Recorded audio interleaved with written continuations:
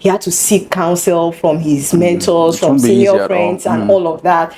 There was a church waiting. You understand? And it was trust the religious people now. And you know, there were lots of side talks. Somebody would say, I saw so yesterday, and they said, blessing, don't get belly. Is it true? Blah blah blah.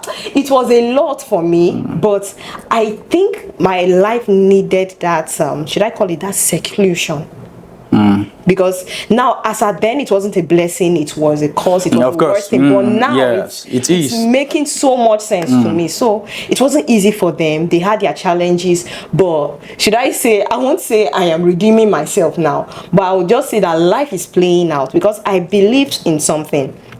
Everybody has a script for their life. Of course. You understand? And no matter, you cannot be too careful not to go through that which is meant for you. So I just felt I was going through my process, although it's not a process that I would have chosen. I remember one of the nights when I was crying after devotion, I went to the room, I fell down, I was crying, and that was the first time I had the voice of God.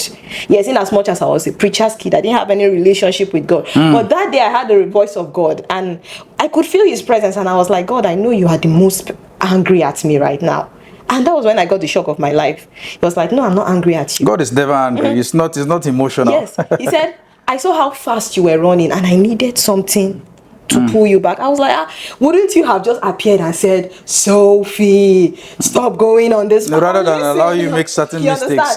But this is the process God wanted me to go through. I'm not validating that. I get your point, But this is the process I needed to go through, and now I am beginning to understand. To understand better. Yes.